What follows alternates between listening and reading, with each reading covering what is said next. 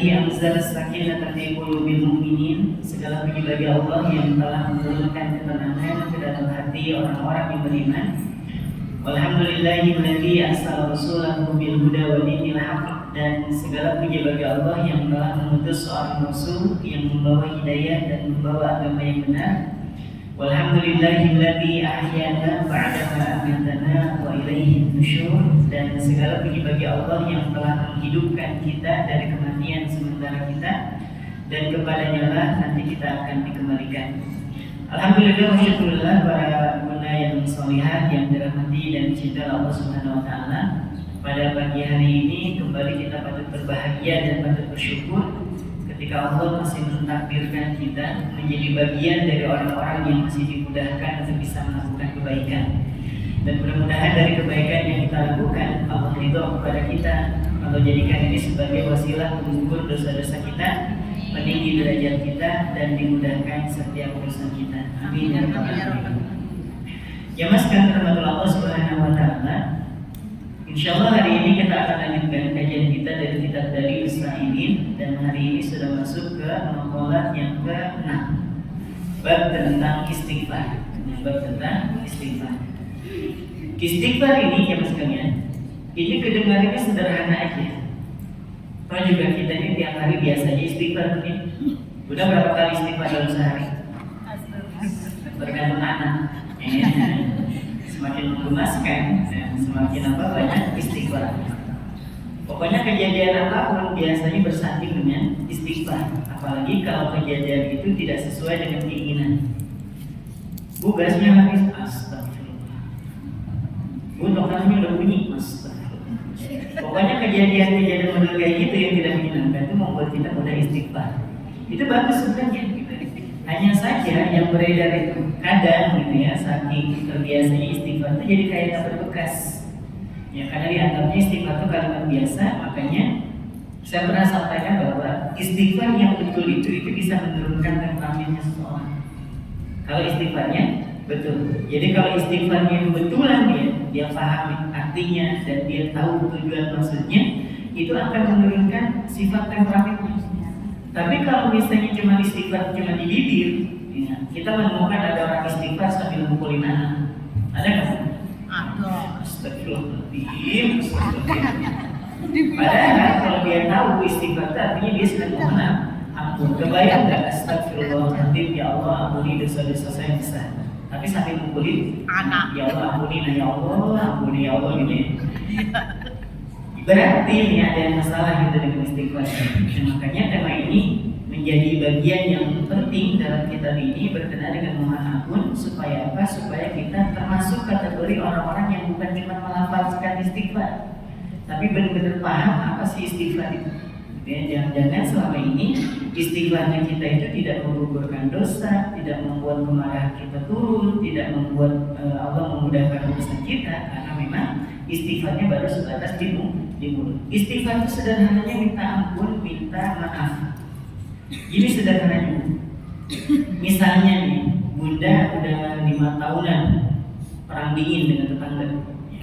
Pokoknya kalau tetangga kanan bunda ke kiri, dia naik mobil, bunda naik motor, gak pernah ketemu gitu ya. Dia kondangan nyari dulu info, dia kapan datang jam 8, aku jam 10. Pokoknya udah 5 tahun gak tegur sapa, ya kan, 5 tahun gak tegur sapa. Nah dalam satu kesempatan tetangganya bunda datang menjelang Ramadan. Berarti kan biasa kalau menjelang Ramadan itu apa dulu ya. Terus bunda bilang, kalah perang. Datang dia ke rumah. Dia minta maaf, tapi minta maafnya model gini. Bu maafin saya, gue kalau maafin, beda yang gak apa-apa juga sih sebenarnya. Jadi maafin kan ibu, kalau maafin. Kira-kira dimaafin kan? Kita perpanjang perusahaan kita ini. Ya karena ini kan minta maaf kayaknya dengan jelas. Atau yang kedua, minta maaf tapi gak ngaku. Dia datang ke rumah, Bu maafin saya gue, tapi yang salah ibu bukan saya. Minta maaf tapi gak ngaku. Nah jangan-jangan selama ini istighfar kita modelnya kayak gitu. Ya Allah, abang mohon ampun ya Allah, tapi dosa yang mana ya? Ini ujungan memang ya. Dia minta ampun tapi nggak tahu dosa yang mana. Nah ini juga jangan-jangan seperti itu. Karena itu pembahasan tentang istighfar ini insyaallah agak sedikit panjang sampai jam 3 insyaallah nanti ya.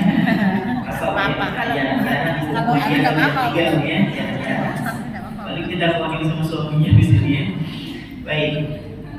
Istighfar, pengertian istighfar itu apa? Memohon ampunan kepada Allah. Karena buat ke manusia itu bukan mohon ampun, tapi meminta maaf. Kalau dibedain ya, kalau kepada Allah mohon ampunan, kalau kepada makhluk minta maaf. Jadi kalau misalnya kita mohon ampun kepada manusia ini kurang tepat. Emang apa sih bedanya ampunan dengan permintaan maaf? Bedanya gini bunda. Ketika ada yang memberikan kita ampunan, maka tidak ada dendam di sana. Tidak ada apa? Dendam. Tidak ada ancaman, tidak ada dendam kesungan, tidak ada yang nyangkut-nyangkut barang sedikit, itu namanya ampunan. Nah sedangkan dengan manusia, kenapa dengan manusia itu bukan mohon ampun tapi minta maaf? Karena sekalipun sudah dimaafkan masih ada yang tersisa. Benar nggak Bu? Ibu disakiti perasaannya, terus tiba-tiba dia bilang, maafin saya Bu ya. Memang kita maafin, tapi luka itu tetap berdarah. Oh iya. Ini contoh ya, biar agak lebay sedikit. Memang gitu gambarnya, ibu bisa maafin orang, aku memang bisa memaafkannya, tapi tidak untuk melupakannya. Kasih hashtag pakai surga, surga dari mana ya, model kayak gitu ya. Itu benar, karena memang berbeda. Jadi ketika Allah itu punya sifat, punya asma al-Ghaffar yang terus-menerus dalam memberikan ampunan, dan al-Ghafur yang maha pengampun, karena itu tidak ada tidak. Sekiranya nih Allah ketika mengampuni seorang hamba, ya Allah hamba mohon ampun dia, aku ampuni, tapi mampir ke neraka yang setahun, coba, ya. Nggak gitu, ketika Allah sudah mengampuni, Allah nggak tanya kemana aja kok kemarin, nggak ada. Ada yang pernah tobat kemudian disautin gitu sama Allah, ya Allah 30 tahun saya nggak sholat ya Allah, terus Allah balasin kemana aja kok kemarin, bosan sudah maksiat, nggak bosan, nggak ada. Tetap aja diampuni. Ada 40 tahun lalu kepada Nabi ya Rasulullah, aku sudah melakukan keburukan itu 40 tahun. Jadi ketika kita membaca hadis, ada orang mengaku melakukan kesalahan 40 tahun itu bukan berarti 40 tahun. Saking apanya? Saking banyaknya. Itu budaya. Bukan berarti dia lepas ngitungin 40 tahun kemudian dia tobat, enggak gitu. Jadi 40 itu biasa digunakan untuk menunjukkan banyak. Makanya ada sholat arba'in. Pernah dengar sholat arba'in? 40 waktu nggak pernah putus gitu budaya. Sholatnya berjamaah itu namanya sholat arba'in. Ada hadis arba'in. Ya Bu ya? Ada hadis apa? Arba'in. Apakah jumlahnya 40? Enggak, jumlahnya 42. Jadi 40 itu untuk menunjukkan saking banyaknya. Nah Allah ketika memberikan ampunan kepada seorang hamba, nggak pakai dendam belakangnya. Diampuni nggak pakai syarat. Ku ampuni ya, tapi enggak, dan itu pokoknya kalian mohon ampun ku ampuni.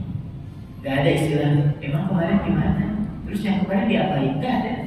Pokoknya diampuni. Berbeda dengan memaafkan. Kalau memaafkan kayak kita ini sudah memaafin, tapi dalam hati masih ada perasaan sakit, perasaan kurang terima, masih kurang ridho, itu namanya maaf. Makanya kalau sama Allah mohonnya mohon ampun, tapi kalau kepada makhluk itu mohonnya mohon maaf. Kalau di pas lebaran tambahin batinnya, mohon maaf lahir dan batin. Baik.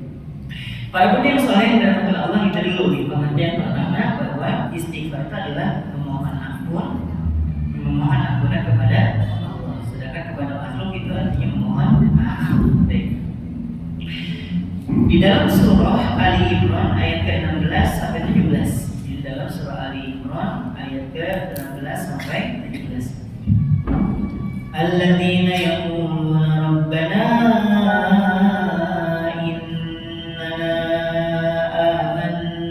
faghfir lana dzunubana wa qina adzabannar.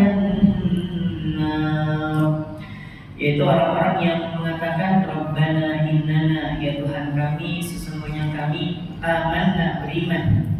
Faghfir lana, maka ya Allah ampuni kami, lana dzunubana, dosa-dosa kami, wa qina adzabannar, dan peliharalah kami dari siksa api neraka. Ini contoh dari permohonan ampunan kepada Allah. Dan biasanya itu dibarengi dengan apa? Dengan kezaliman. Kan kita sering dengar nih, Rabbana dzalamna anfusana, ya Allah kami telah zalim terhadap diri kami sendiri. Ada nggak yang pernah nanya gini? Gimana sih bentuk menzalimi diri sendiri? Ada yang tahu nggak? Kan kita sering bilang, ya Allah kami telah zalim kepada diri kami sendiri. Kita zalimnya gimana coba? Ada nggak yang pernah nanya? Apa sih yang dimaksud dengan menzalimi diri sendiri? Kalau menzalimi orang lain kita paham, ya Bu ya. Nyetel musik, nyari-nyari, tetangga terganggu itu zalim. Terus kita naruh talang air yang mengarah ke kebun tetangga atau ke pelataran tetangga, itu namanya zalim, gitu ya. Kita paham nih, ngomongin orang, nyakitin orang dengan perkataan itu zalim. Tapi menzalimi diri sendiri itu gimana? Ada yang tahu nggak? Sekali kasih hadiah kita kotak.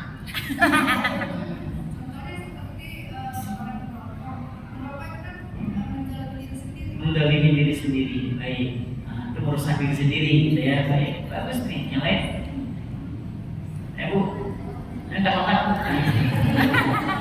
Ayah, punya berkah ini Bu ya. Didoain bareng-bareng soalnya ya. Nanti di akhir saya nggak minum nih buat hidup dana ya. Baik, silakan. Yang lain? Gak ada hadiahnya Ustaz, saya kasih air murah ya. Saya nggak apa-apa nggak minum, nggak apa-apa kalau tega ya. Baik, zalim terhadap diri sendiri ini benar. Zalim itu pengertiannya apa?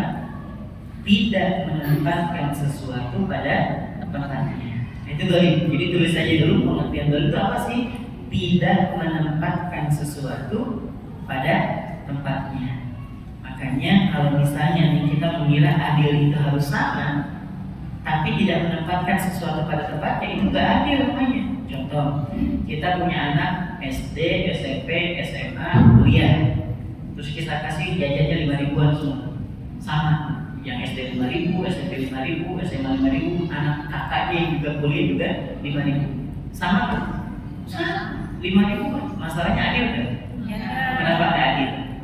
Tidak menempatkan sesuatu pada tempatnya, gitu. Jadi berarti zalim nggak sama anak-anaknya. Zalim karena dia tidak menempatkan sesuatu pada tempatnya. Termasuk ketika kita bilang, ya Allah, hamba telah zalim kepada diri hamba sendiri, maksudnya mata ini Allah titipin buat kita, buat melihat yang baik-baik. Dipakai melihat yang buruk-buruk.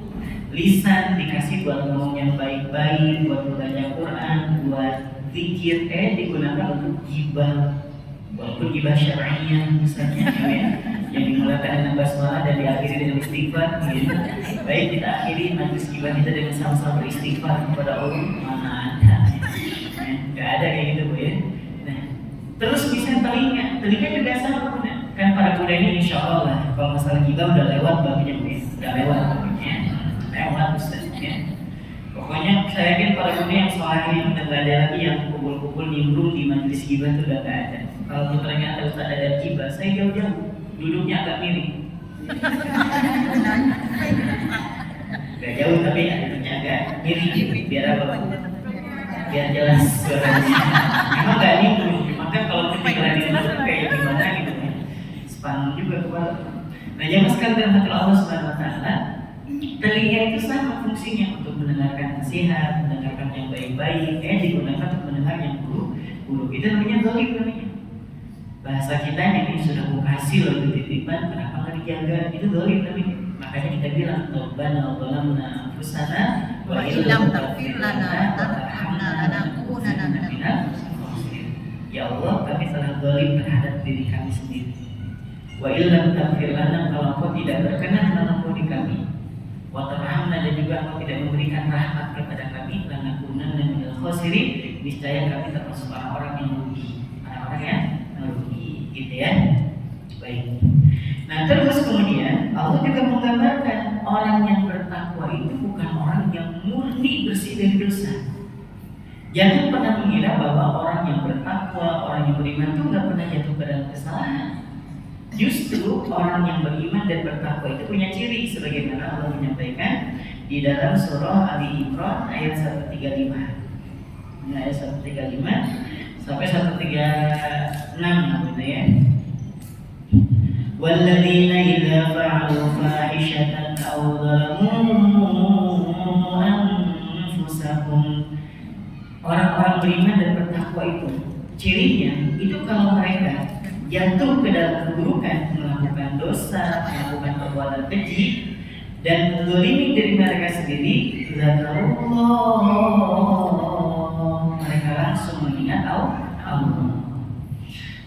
Fastaghfaru lidhunubihim, lalu kemudian mereka memohon ampun atas dosa-dosa mereka. Jadi orang beriman dan bertakwa itu bukan berarti lurus saja hidupnya, enggak gitu. Ada aja jatuhnya, cuman bedanya kalau orang beriman dan bertakwa ketika jatuh dia langsung mengingat Allah dan langsung kemudian meminta, ya Allah ampuni saya zalim, saya sudah melakukan keburukan. Itu ciri orang beriman dan bertakwa. Wa may yaghfiru dzunuba illallah, dan kalau tidak engkau ya Allah, siapa yang bisa mengampuni dosa selain Allah? Walam yusirru ala ma fa'alu wa hum ya'lamun, dan mereka tidak melanjutkan perbuatannya, gitu ya, berusaha tidak melanjutkan perbuatannya, wa hum ya'lamun, dan mereka mengetahui, gitu. Dari ayat ini para pendengar, kita kalau ternyata udah ikut pengajian masih tetap jatuh ke dalam dosa kita, bukan masalah. Kita sudah ikut pengajian tapi tetap melakukan keburukan, bisa jatuh sesekali dalam keburukan, gak masalah, karena kita ini namanya manusia. Kan saya sering bahkan mengulang, manusia itu makhluk yang unik, ya. Dia perpaduan, bukan perpaduan juga ya. Dia ini uniknya itu, kalau manusia itu berdiri di antara dua kutub, itu gambarannya. Ini manusia ini berdiri di antara dua kutub yang ekstrim, kutubnya malaikat dan kutubnya setan. Nah manusia kadang-kadang unik. Jadi manusia itu nggak bisa flat dalam ketaatan kayak malaikat, karena malaikat gak punya nafsu.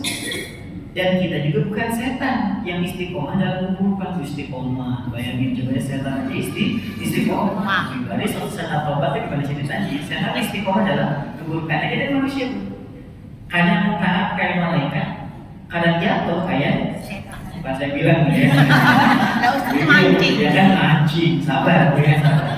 Saya mananya, ibu ngegas ya. Jadi jangan sekedar macam Allah. Kita ini manusia, kadang taat kayak malaikat, kalau udah jatuh kayak setan aja minder dengan kita, ya. Jadi kalau ada manusia melakukan keburukan, setan kalau masuk kumpul lewat, ya kita ini setan, dia setan dari kita, gitu ya. Parah betul. Nah manusia begitu. Kadang kalau pas lagi masya Allah, kalau pas lagi taat kemana-mana, nggak pernah berhenti dari mengingat Allah Subhanahu. Ngapain kepada Subhanallah walhamdulillah. Pokoknya diajak ibadah istighfar. Ya, pas lagi kayak malaikat. Tapi kalau udah kayak setan, jadi adminannya itu berani. Jadi adminnya nggak ada gosip di share di grup. Tahu nggak? Iya sudah mulai, ya. Gatal betul gitu kalau nggak gosip itu dalam sehari. Nah, kita ini manusia yang bisa kayak malaikat, juga bukan setan. Kalau pas lagi taat jangan sombong. Kalau pas jatuh jangan putus asa, namanya juga manusia. Nah, sadar bahwa kita ini adalah manusia. Kalau pas lagi taat, mirip betul kayak malaikat. Tapi kalau pas lagi jatuh, mirip betul kayak setan. Dan kita tuh di sini aja, naik kanan turun, naik kanan turun. Ada nggak yang selama sepekan ini nggak melakukan dosa? Oh, sepekan ini, yang hari ini deh. Kalau sepekan itu kelamaan. Yang hari ini gitu, yang hari ini ngerasa nggak melakukan dosa hari ini. Ada yang ngerasa? Kayaknya nggak ada. Hampir semua kita tuh ada aja. Entah itu tadi pagi melihat sinetron, ya, entah itu melihat misalnya drakor, gitu kan, melihat wajah artis Korea misalnya, suaminya ganteng-ganteng, masya Allah, gitu ya. Pas suaminya bilang ada apa? Astagfirullah, gitu ya. Melihat aktor rajin, ya. Masya Allah, klinis lokasi, ya. Gak ada yang seklinis itu sebenarnya, ya. Baik, para pendengar sekalian yang dirahmati Allah Subhanahu wa Ta'ala. Nah, kita ini ciri orang yang beriman dan bertakwa itu kayak tadi. Kalau dia jatuh ke dalam kesalahan, mudah untuk mengingat Allah dan memohon ampun. Ulaika jazaohum maghfiratun min rabbihim. Mereka itulah kata Allah yang akan mendapatkan ampunan dari Tuhan mereka. Kenapa? Karena janji dari Allah, siapa yang mohon ampun, ku beri ampunan itu. Mau aja dulu, ya Allah, apa mau banget mohon ampun, dikasih ampunan. Makanya kata Allah, mereka nih orang-orang yang habis jatuh ke dalam kesalahan kemudian mohon ampun, mengingat Allah, mereka akan mendapatkan apa? Ampunan. Dan biasanya ketika Allah sudah kasih ampunan, balasannya apa? Wajannatun tajri min tahtihal anhar, dan dihadiahkan buat mereka surga yang mengalir di bawahnya sungai-sungai. Karena ibu kalau misalnya pengen mati masuk surga, itu baru kita bisa mati. Kita membayanginnya, ya Allah, segini aja 200.000 mati. Di akhirat di surga mati kita pakai air madu, kebayang. Ada yang mau pakai madu? Gak mau, biar saya aja kalau gitu ya. Biar aja, ya Allah, biar saya aja yang apa ya. Kalau di surga mau, Ustaz. Mau surga. Mau dong. Ini juga mau. Mau. Kalau sekarang Ya, akhirat nanti Ustaz. kalau di dunia juga kayaknya dua Allah sungai madu, atau lengket-lengket kayak gitu. Sampai sungai Khomar tuh ya. Khomar itu apa, minuman keras kalau kita. Di akhirat tuh ada sungai Khomar yang tidak memabukkan. Jadinya anggur yang difermentasi tapi tidak memabukkan. Nah, itu ada di surga. Bahkan ada satu sungai yang saking beningnya itu air, kita aja kalau sampai nggak bisa lihat.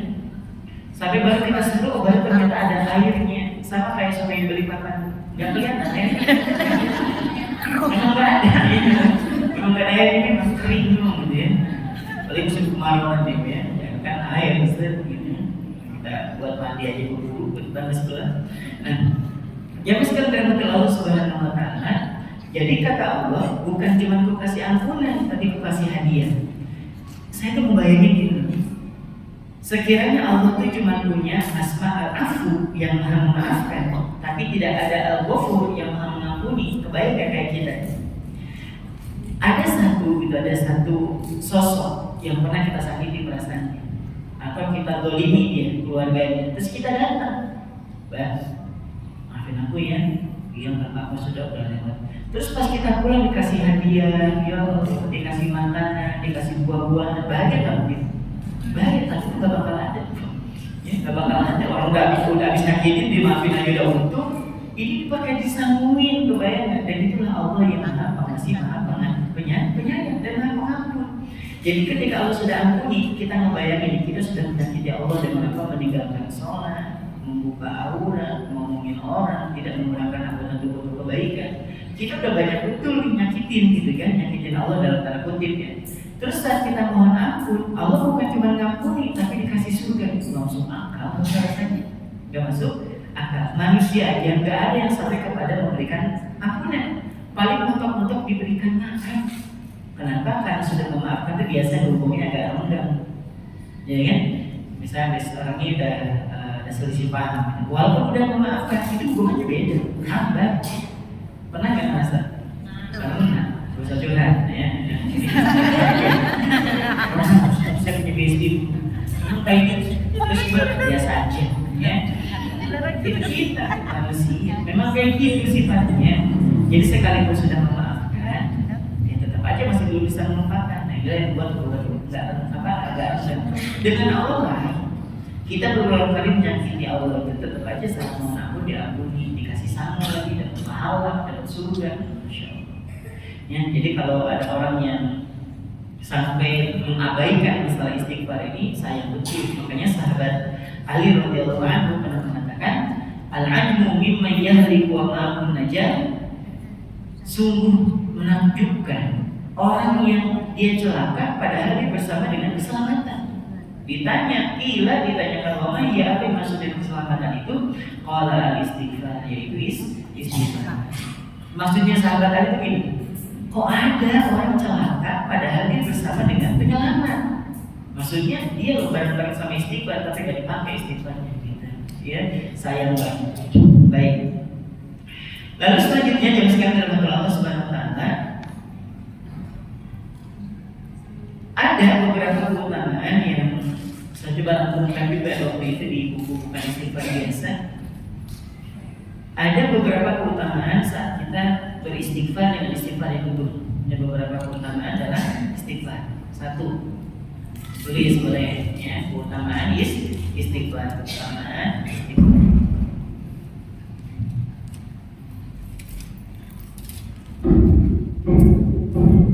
Satu, ada yang pertama, istighfar mampu memperbaiki memperbaiki masa lalu dan memperindah masa depan. Istighfar mampu memperbaiki masa lalu dan memperindah masa depan.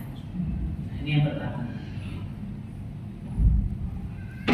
Maksudnya gimana? Maksudnya gini Bunda. Kita kalau misalnya ada orang suul khotimah, buruk betul gitu ya, makanya buruk suul khotimah. Kira-kira orang yang suul khotimah ini gara-gara banyak pahala atau banyak dosa? Orang mati dalam keadaan buruk atau suul khotimah itu gara-gara banyak pahala atau banyak dosa? Banyak dosa. Dosanya dosa masa depan atau dosa masa lalu? Masuk ke alam kuburnya, dalam kuburnya, sempit kuburnya, disiksa hari-harinya itu gara-gara apa? Dosa. Dosa kapan? Dibangkitkan pada hari kiamat, berkumpul di padang mahsyar, matahari didekatkan, tidak mendapatkan syafaat, tidak mendapatkan naungan, gitu ya. Ini gara-gara apa? Dosa juga. Dosa kapan? Masa lalu. Ditimbang nanti dia mizan, berat timbangan keburukannya, itu dosa yang kapan? Masa lalu. Jadi yang membuat kita terhambat di masa depan, entah itu suul khotimah, entah itu mendapatkan azab kubur, entah itu nanti di padang mahsyar juga jadi orang yang paling menderita, ujung-ujung masuk neraka, itu lantaran dosa. Dan dosa itu adanya di masa lalu. Karena memang Allah tidak pernah mencatat satu dosa yang belum dilakukan. Misalnya, pokoknya Ustaz, saya niat memang nanti malam mau gibah. Nanti malam mau gibah. Udah disiapin, bikin kopi, bikin cemilan, ya, ngundang beberapa orang buat rumah. Pokoknya dia agendakan nanti malam mau gibah. Pertanyaan saya, sudah ada di saya? Belum dicatat. Belum ada. Roket artinya dicatat. Sampai kapan? Sampai benar-benar dosa gibah itu dilakukan, baru dihitung sebagai dosa. Sebagaimana Allah berfirman dalam hadis qudsi, "Idza hamma 'abdi bisayyi'atin", kalau ada seorang hamba berniat kuat untuk melakukan satu keburukan, falam ya'malha, akan tetapi belum sempat dilakukannya, fala taktubuha, jangan dicatat. Jangan dicatat. Wa in 'amilha, kalau ternyata nekat dikerjakan, tetap memang datang nih besti ada gibahnya pada datang semua sambil ngopi, mulai dari yang ringan atau yang berat. Iya. Yang ringan aja dulu sebagai pengunjungan, tahu nggak kemarin ada ibu pengajian itu dari mulai atas sampai bawah, itu kayak orang jalan. Nah, aku tahu tuh orangnya, gak usah sebut namanya. Iya, orang blok B nomor 3. Ya, awal blok B nomor 3 bisa ada nggak orang blok B? Nggak ada ya? Oh ada udah kayaknya mau tahu ada ini ceritanya. Saya ganti sudah blok Z ya. Ada juga. Gak jadi sudah punya, contohnya gak jadinya. Nah, pada kuliah misalnya dimulai dengan jam ringan, kemudian middle, menengah, dan berupa usul itu kemudian yang paling hot URT. Nah, URT sekarang ya. Pokoknya makin naik makin mahal, pokoknya makin berbicara itu makin malam makin mahal. Nah, ketika mereka berbicara seperti itu, maka mulai berlaku catatan-catatannya. Mulai berlaku. Tapi kalau belum. Tapi Allah itu maha baik. Kalaupun ternyata dia tetap melakukan niatan keburukannya, faktubu halahu sayyi'ah, catatkan baginya satu keburukan saja. Berapa? Satu keburukan. Tapi bukan berarti jangan mentang-mentang. Kan kalau melakukan keburukan cuma satu, terus gibah dari jam 9 ke jam 1 malam misalnya. Satu mikir. Ya nggak gitu juga konsepnya, ya. Maksudnya setiap ucapan buruk satu. Apalagi kalau ada fitnah, lain lagi ceritanya, ya. Nah, tapi Allah itu baik sama kita. Wa in taba, kalau dia menyesal pas pulang ke rumah, ya ngapain ya ngomongin orang banyak, astagfirullahaladzim. Kok bisa ya ngomongin orang? Dia punya perasaan menyesal, malu, kok tadi berapi-api betul dia ngomongin orang gitu ya. Dia merasa menyesal, merasa gak enak hati gitu kan. Apa kata Allah? Famhuha, hapus catatan keburukannya. Kebayang kita sudah buat dosa, kemudian mau kembali, mau tobat, mau istighfar, maka dihapus. Tapi kan berlaku buat yang mempermainkan tobat. Gimana mempermainkan tobat ini? Gibah aja nggak apa-apa. Nanti kan kita istighfar di sini. Nah, disangkanya, ya. Bisa kan? Itu nggak bisa, itu namanya mempermainkan taubat. Tapi ini enggak, udah kumpul, bapak pas pulang ada perasaan nyesel. Apalagi sudah mencaci maki orang, terus ada perasaan nyesel, malu sama diri sendiri. Kok bisa ya saya mencaci maki orang depan umum? Kok bisa ya? Gitu. Akhirnya image dari tetangga juga kurang baik. Isi ibu akhirnya baru belajar pengajian bisa juga gitu. Nah, udah mulai nih. Akhirnya kita malu, ya Allah, ampuni saya. Diampuni, maka dihapus satu keburukannya. Tapi tidak berlaku kalau ada hakul adami, hak kemanusiaan. Kita habis maki-maki orang terluka perasaannya, hatinya tersinggung. Ini nggak ada urusan dengan kawan kita. Kita mau tobat dari jam 8 malam sampai subuh, bercucuran air mata, ya, beringat. Kalau bahasa Ustaz Agus tuh sampai bulu kacang bahuran gitu ya. Sujud lama kayak gini ya. Tetap aja nggak ada urusan kecuali sampai kita mendapatkan apa? Maaf dari orang yang sudah kita caci maki. Itu berarti. Baik, lanjut dulu ya. Yang pada intinya yang sekadar untuk Allah Subhanahu wa taala, yang pada intinya bahwa orang beriman, orang yang bertakwa itu adalah bukan orang yang terus-menerus tidak pernah melakukan kesalahan. Tapi orang beriman dan bertakwa itu ketika jatuh dia mau kembali dan ketika taat dia tidak sombong. Nah, yang pertama tadi istighfar itu punya keutamaan memperbaiki masa lalu. Dosa yang ada di masa lalu itu kita nggak bisa minta ya Allah kembalikan hamba ke 10 tahun yang lalu, ngapain? Perbaiki semua nggak bisa. Lah terus gimana? Misalnya kalau dosanya itu kan dosa masa lalu, ini kan bisa menghambat masa depan. Allah sediakan jembatannya. Apa jembatan yang menghubungkan kita dengan masa lalu? Istighfar. Jadi taubat atau istighfar ini menghubungkan kita hari ini dengan keburukan kita di masa lalu. Kita punya kesalahan 10 tahun yang lalu, ya Allah ampuni kesalahan hamba di 10 tahun yang lalu. Selesai.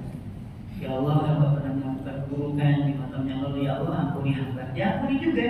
Nah karena kita sadar kita nggak bisa kembali ke masa lalu, disiapkan jembatannya. Ini mesin waktunya ya, mesin waktunya yang menghubungkan kita hari ini dengan keburukan kita di masa lalu, yaitu apa? Istighfar. Jadi nggak usah kita ya Allah kembalikan ke 5 tahun yang lalu, sekarang kalau bisa. Jangankan mengembalikan kita ke 5 tahun yang lalu, mengembalikan kita ke perut juga bisa sebenarnya. Cuma itu tidak sesuai dengan sunnatullah. Tahu sunnatullah? Apapun yang sudah berjalan gak bisa ditarik kembali. Gak bisa. Allah bisa nggak melakukan itu? Bisa. Cuma tidak akan pernah Allah lakukan karena itu tidak sesuai dengan sunnatullah.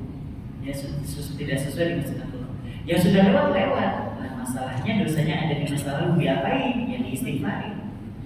Terus ngapain kita repot-repot memperbaiki masa lalu? Supaya Allah memperindah masa depan kita. Dulu Nabi pernah bercerita kepada para sahabat, ada orang tua yang hari-hari dapat siksa di alam kuburnya. Siapa betul kata Nabi? Terus kata sahabat, ya Rasulullah, terus kemudian malaikat berhenti. Biasanya nyambung, biasanya nyiksa, kemudian berhenti. Ditanya sama orang yang disiksa ini, ya malaikat, wahai malaikat, lima taqifu min darbi, kenapa kau berhenti mencambuk saya? Biasa dicambuk. Kata malaikat, bagaimana aku akan terus mencambukmu sedangkan ada salah seorang di antara anakmu yang sedang memohonkan ampunan untukmu. Ada anaknya lagi istighfar, ya Allah ampuni ibu saya, ya Allah ampuni ayah saya, ya Allah lapangkan kuburnya. Itu yang tadinya bersiksa ditangguhkan kebayang.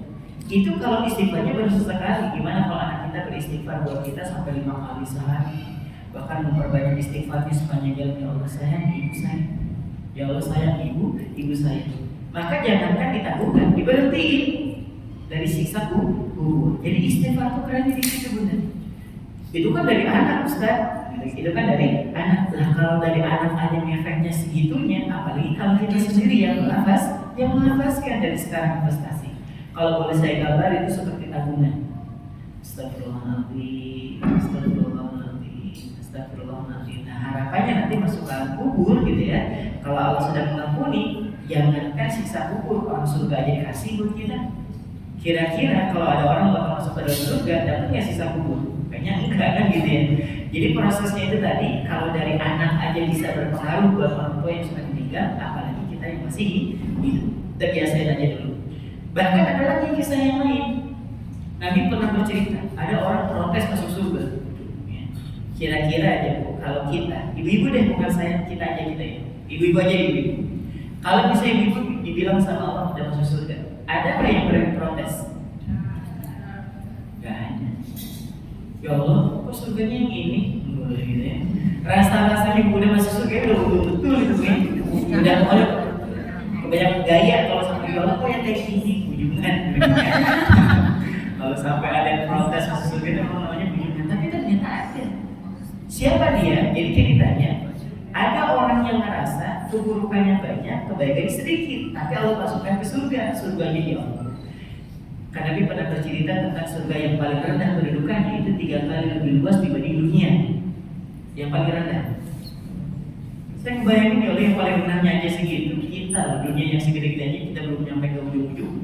Nyapain? Paling pas satu dunia balik lagi ke ini, ya. Nah, di depan juga ada warung, begitu aja perjalanan kita. Jauh-jauh kali ke Surabaya, ke Turki lah. Ya Allah dunia seluas itu dilipat ganda 3 itu untuk surga yang paling rendah. Dan ini orang yang masuk ke dalam surga. Yang surga itu bagus betul tampilan dari luar sebelum masuk. Ya Allah sebentar. Protes nih, ya Rob. Ini benar buat saya. Iya masuk sebentar dulu, gitu ya. Dosa belum banyak, kebaikan sedikit. Kok bisa masuk ke ini? Udah masuk aja sudah gak usah banyak-banyak. Ya Allah sebentar. Satu lagi ya pertanyaannya. Ini satu aja sudah. Kalaupun hamba boleh masuk di surga yang model kayak gini bentuknya, itu karena apa? Dan Allah menjawab, istighfari waladika laka. Itu lantaran istighfar anakmu untukmu. Sekarang itu ternyata istighfar dulu. Nah kira-kira sekarang ini surga udah ada penghuninya belum? Dari kalangan manusia. Sekarang belum. Nabi Adam Ustaz, Nabi Adam masih di lapisan langit, jamiah termasuk Nabi Yahya dan Isa yang di lapisan kedua gitu. Terus Nabi Musa juga sama, masih di lapisan langit dalam peristiwa Isra dan Mi'raj.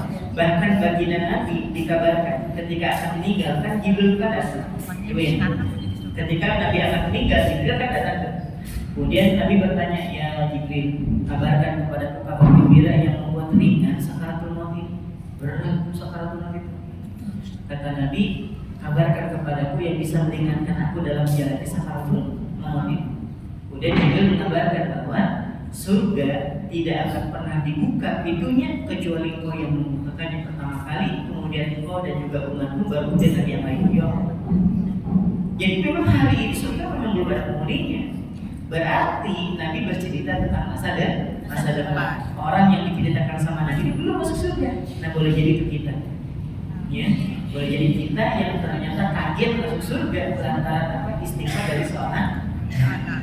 Gitu. Dari sekarang pokoknya ajarin anak-anak kita, ya, bukan diajarin stay tune, yo. Gak usah pakai diajarin juga mereka bisa, ya, gak usah.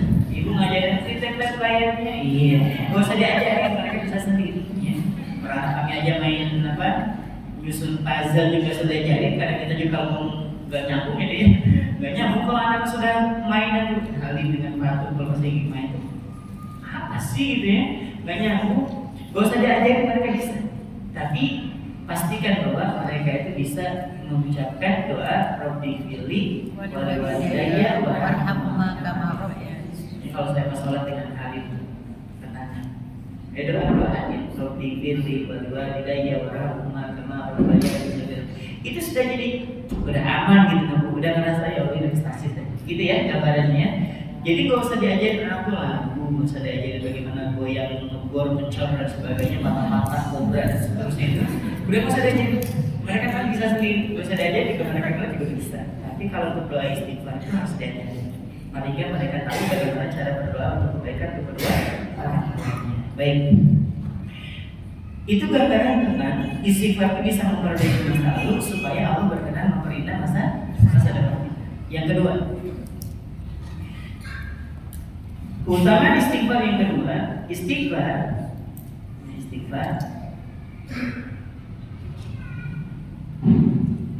bisa menjadi wasilah syukur. Jadi wasilah syukur.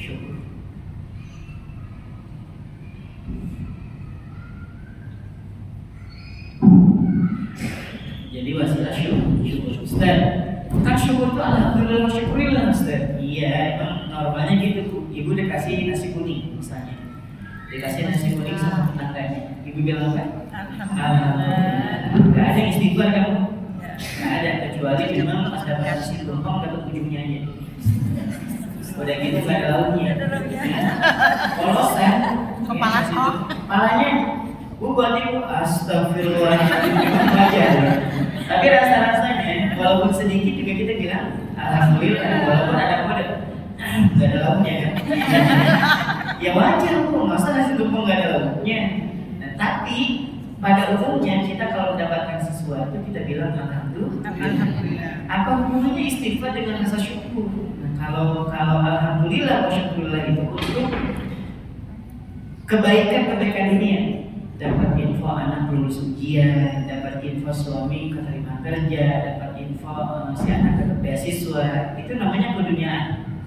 Nah, tapi untuk istighfar ini kita bersyukur atas apa? Atas aib, dosa, keburukan yang sampai hari ini masih Allah tutupi, gitu ya. Jadi kita bersyukur kepada Allah atas apa? Atas aib, dosa, dan keburukan yang sampai hari ini masih Allah tutupi. Ya. Cuma katakan yang nggak punya aib, ada nggak bu yang punya aib di sini? Nah, aib itu ada aja, aib, keburukan, dosa di masa lalu ada aja. Nah, termasuk para bunda yang melihat saya hari ini, dosa di depan. Pasti soalnya enggak juga. Ustaz ini pasti baik-baiknya banyak enggak juga. Kenapa Bunda masih mau hadir di pengajian saya? Sampai banyak, sampai ribuan, kamu tidak sampai puluhan udaranya ya. Iya, Bunda sampai tetap rutin. Padahal sudah di-share kan ya kajian besok sama Ustaz Desa misalnya. Kenapa para Bunda masih berkenan hadir, mau duduk di majelis ini? Itu bukan lantaran saya mulia, tapi karena Allah masih berkenan untuk menutup aib, keburukan dan dosa-dosa saya. Sekiranya Allah buka sedikit saja aib yang ada pada diri saya tidak hadir. Dan itu ada aja yang sudah tahu keburukan saya nggak hadir, gitu ya. Kayak gitu didengerin. Nah, itu bu gambarannya. Tapi ternyata Bunda ini bisa melihat saya sebagai orang yang baik, bukan karena saya baik, tapi karena Allah masih berkenan menutup aib dan keburukan saya sampai hari ini, gitu ya. Sama ketika Bunda dicium tangannya sama orang, itu bukan lantaran kita dimuliakan, tapi karena Allah masih terlalu baik, telah menyembunyikan aib dan keburukan kita. Gitu. Jadi kalau ada orang nih merasa diri bahwa ini lebih baik dari orang lain, merasa suci itu memang parah kemudian, parah betul ya. Saya bilang ujungan dan kebanyakan ujungan, ya. Memang gitu. Jadi orang itu dia itu masih disukai sama orang, masih mendapatkan penghormatan dan kedudukan, bukan lantaran benar-benar mulia, tapi gara-gara apa? Gara-gara Allah terlalu baik. Dan saya tuliskan juga dalam quotes itu, dalam nasihat, dalam petikan nasihat itu. Boleh dicatat, boleh kan? Jadikan quote juga boleh hari ini ya. Saat kita melewati tumpukan sampah, saat kita melewati tumpukan sampah yang digerubungi oleh lalat,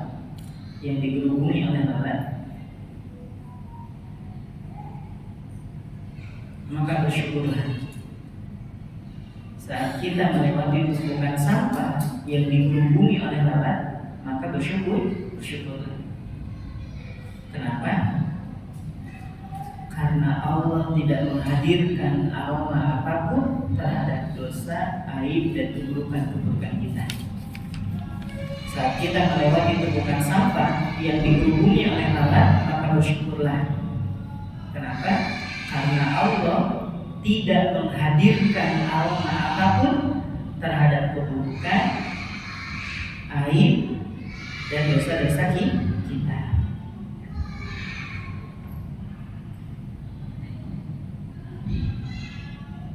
Pernah buang sampah pun? Pernah.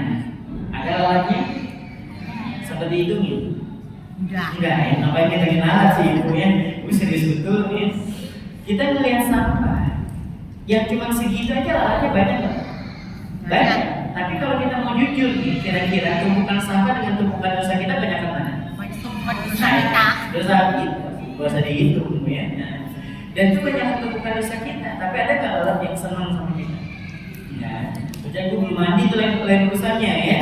Kalau gue dalam keadaan normal, pakai baju, udah pakai paku, itu biasa-biasa aja. Lalu tuh gak ada berhubungin kita. sekiranya aroma itu keluar dari tubuh kita, semakin banyak dosa, semakin bau gitu ya, semakin busuk aromanya. Saya tidak ada yang hadir hari ini. Ustaz hadir, saya juga nggak hadir.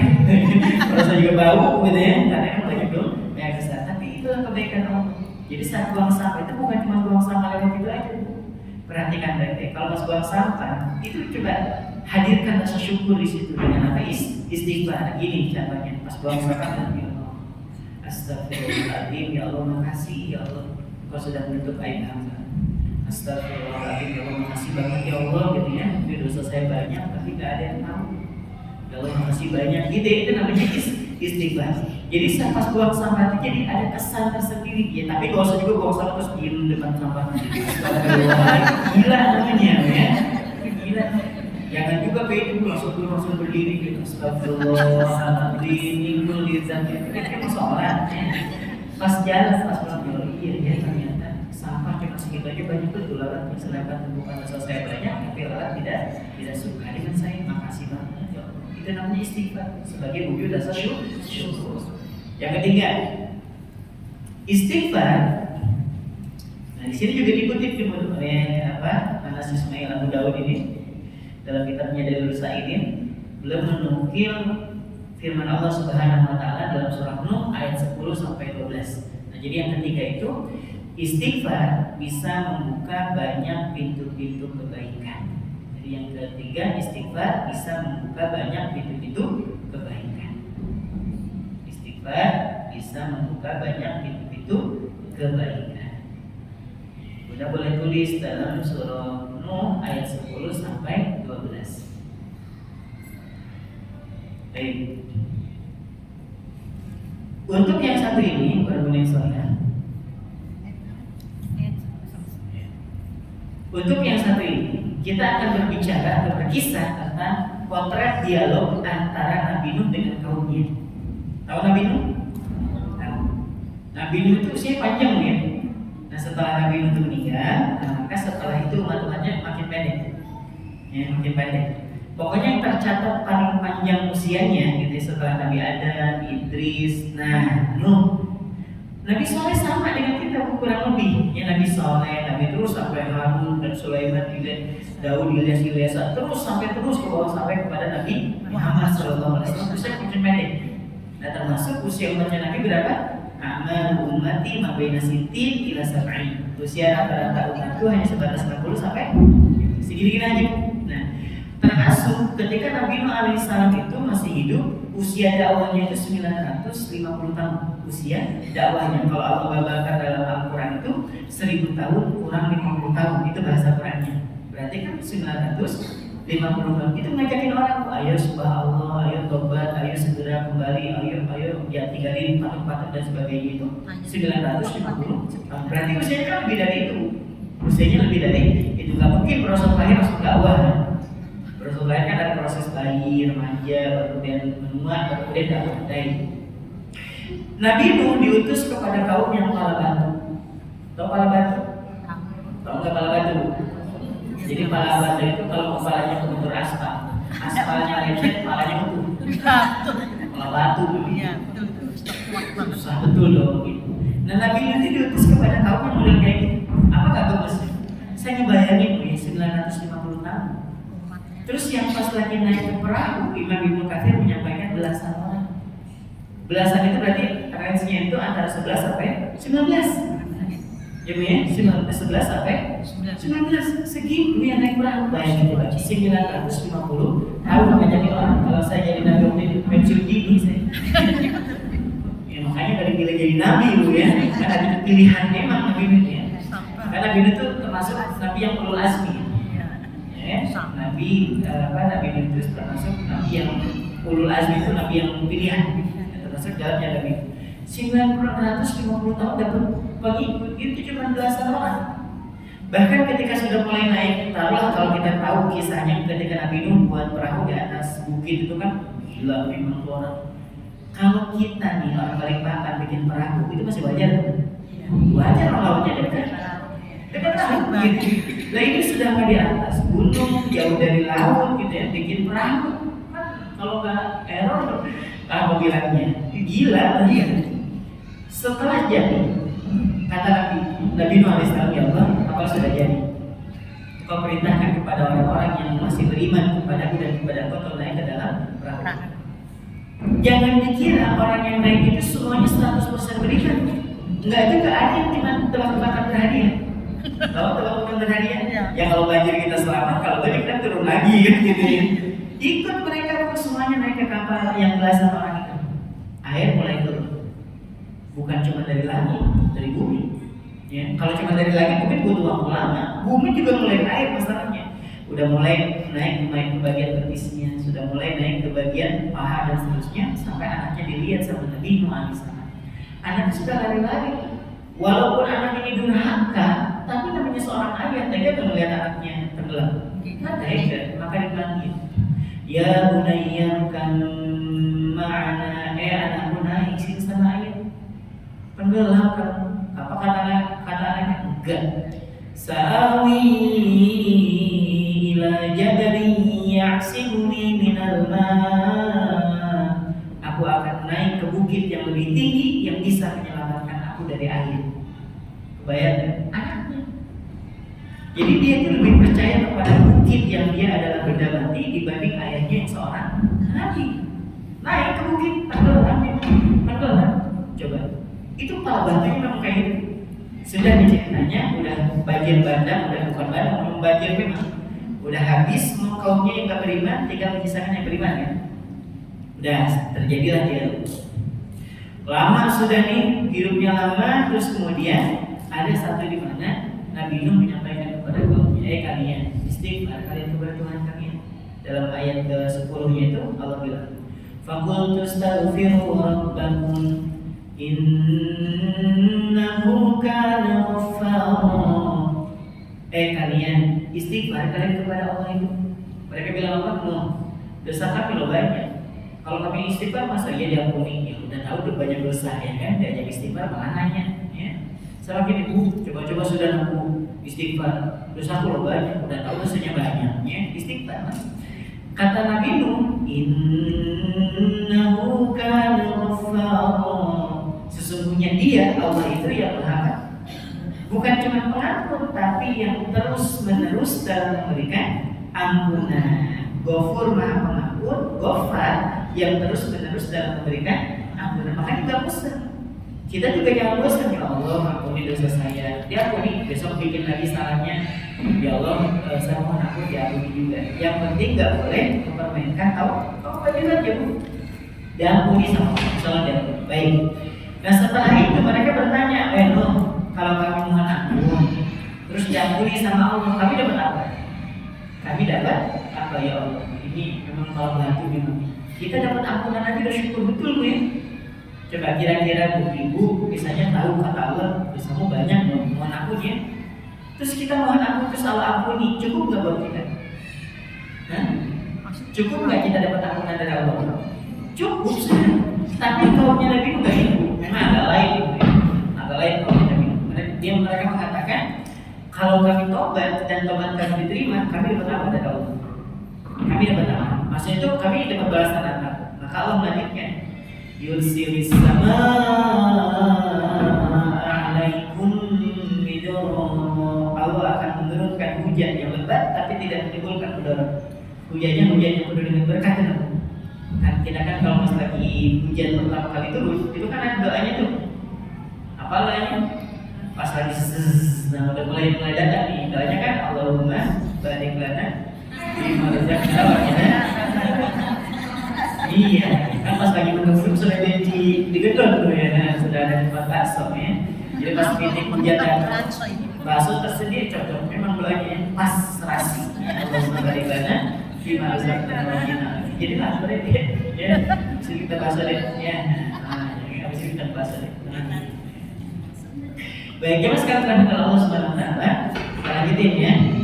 Nah, Allah akan turunkan hujan yang penuh dengan keberkahan. Allahumma shayyiban nafi'an, ya Allah turunkan kami hujan yang penuh dengan manfaat. Terus apa lagi? Wa yumdidkum bi amwalin wa banin.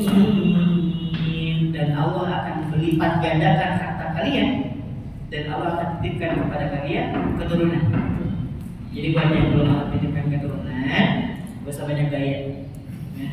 Gak usah banyak gaya, banyakin aja istighfar, banyakin. Gak usah pakai gaya ini, gaya itu, konsol itu, gak usah itu dulu, istighfar dulu, istighfar. Manusia bayi tanggung, bagus aja, silakan aja. Yang penting bisa dipastikan spermanya dari suami yang sah dan ovumnya juga dari istri yang sah. Yang seperti kasus yang pernah terjadi di beberapa tahun yang lalu, ada yang dari satu pulau gitu ya, terus kemudian melakukan operasi bayi tabung di Singapura, lahir bule ya. Padahal bapak ibunya asli bule Jawa tadi, bule namanya Pak ya, dan bule anaknya bule betulan. Nah berarti ada masalah di sini. Kalau enggak ovumnya dari yang lain atau spermanya dari yang itu nggak boleh. Tapi kalau ovum itu dari suami yang sah dari siapa boleh kan? Boleh, gitu ya, operasi bayi tabung. Tapi kalau pun operasi bayi tabung, kalau Allah nggak tiup tabung, nggak dapat juga. Pokoknya istighfar aja banyak-banyak. Istighfar banyak. Baik. Terus apalagi yang akan Allah berikan kepada orang yang mendapatkan ampunan itu? Ya, setelah wayuditkum bi amwali wa banin, wa yaj'al lakum jannatin wa yaj'al lakum anhara.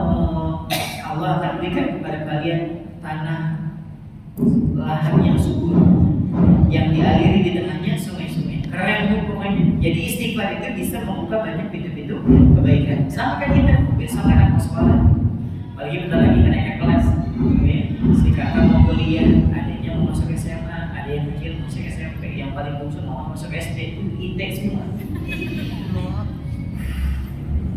Kalau sekiranya dari satu intake 14 juta kali 4 banyak, jawabannya simpel sekali ibu ya. Saya ngasih pertanyaan bukan jawabannya itu ya. 14 kali 4 56 gitu kan, gimana kan? Nah udah gak usah mikirin itu. Kenapa? Karena anak yang lahir dia datang dengan membawa catatan rezekinya masih. Tugas kita apa? Istighfar. Astagfirullahaladzim. 54 ya. Dikira istighfar betulan. Ternyata kelihatan harga istighfar gitu. Saya dengan istri itu waktu pelanggan dia apa? Bangga dan dari patungnya yang keempat ini. Kita sudah sampai, termasuk saya juga sama. Saya ngechat langsung ke admin. Tolong kasih estimasi yang di Malang, karena pengen tahu yang di Malang dibantu. Pas dikirimin istighfarnya. Biaya masuk 48 juta. Astagfirullahaladzim, astagfirullahaladzim. Istighfar memang kita dibuat ya, lihat brosurnya kita istighfar. Memang kalau kita sering-sering buka brosur yang harganya kayak gitu, siapa kasus surga gitu. Banyak betul istighfar kita ya. Istighfar memang. Jadi sekolah saya jadi yang lain aja, dari tempat yang lain aja yang begitu janggal ya. Nah jangan sekarang dari Allah Subhanahu Wa Taala. Dan itu ada ramai juga ya. Sekolah di situ di boarding itu banyak juga ya, sesuai dengan takaran rezekinya. Kalau kita bilang itu kemahalan, Ustaz, bukan kemahalan. Kan saya pernah bilang di sini, tidak ada istilah kemahalan. Mau 10 juta, 500 juta, nggak ada istilah kemahalan. Yang ada itu ketiadaan uang kita.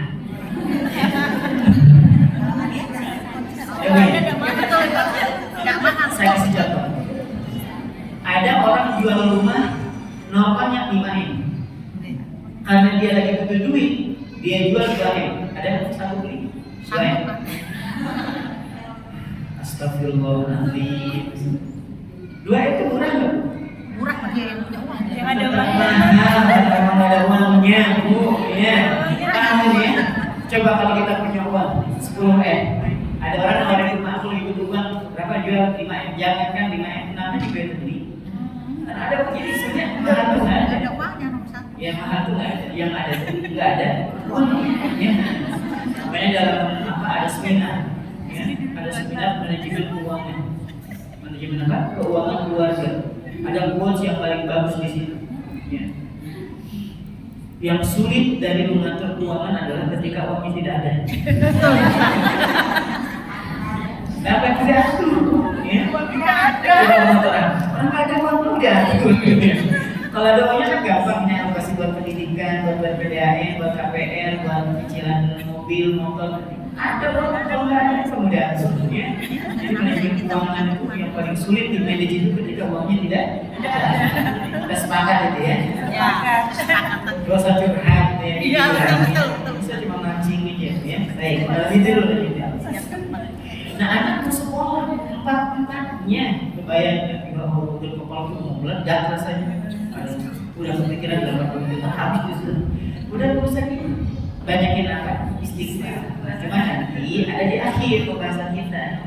Lalu bagaimana istighfar kita itu supaya dihitung sebagai istighfar yang bisa memperbaiki masa lalu dan memberi masa depan? Istighfar yang bisa menutup aib-aib dan keburukan kita, istighfar yang bisa memudahkan urusan kita, gitu ya, bisa membuka banyak itu kebaikan. Ada caranya istighfarnya. Nah, ini yang paling akhir, insya Allah saya jelaskan.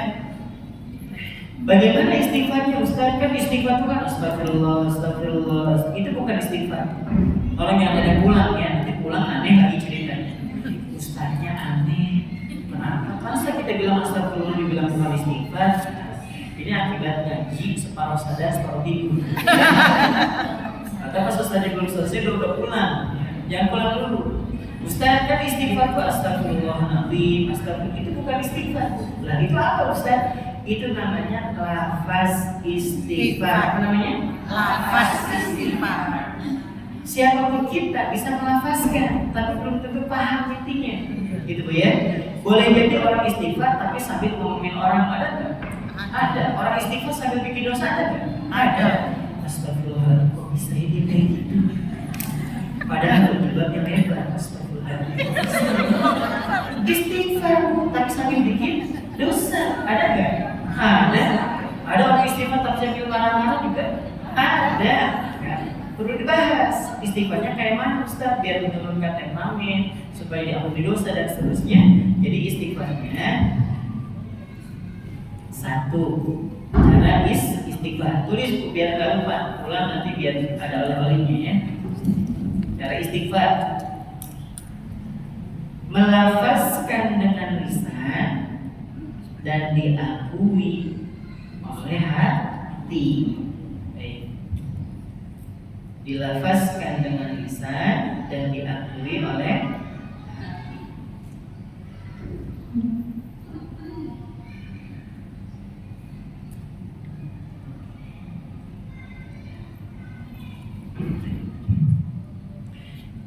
Diakui oleh hati. Itu yang pertama. Jadi istighfar itu harus dilafazkan dengan lisan dan dibarengi dengan hati, diakui. Kalau kita istighfar tapi nggak ngaku, ya gambarnya kayak tadi, minta maaf tapi nggak ngaku. Atau istighfarnya lagi betul, ibu ngapain? Istighfar, itu bukan istighfar lagi baca mantra. Ya. Istighfar itu yang jelas, nggak apa-apa, misalnya pelan nggak apa-apa. Kan Nabi sendiri, sebagaimana Ibu Aisyah radhiyallahu anha meriwayatkan dan hadis ini muttafaqun alaih.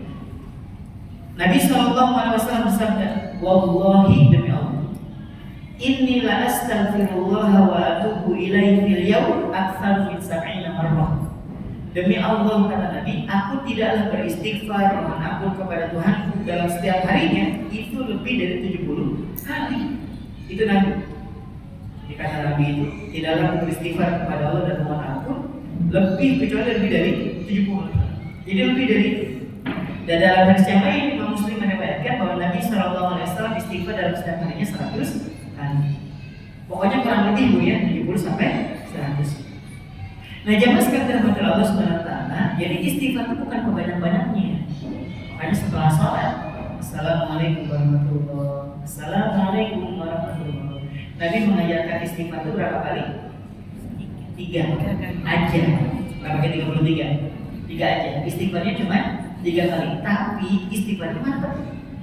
Bukan gini, udah 3 kali pendek, sebelum la ilaha illallah. Begitu istighfarnya itu yang dibarengi dengan hati. Contoh, astagfirullahaladzim, ya Allah dosa saya banyak, ampuni saya.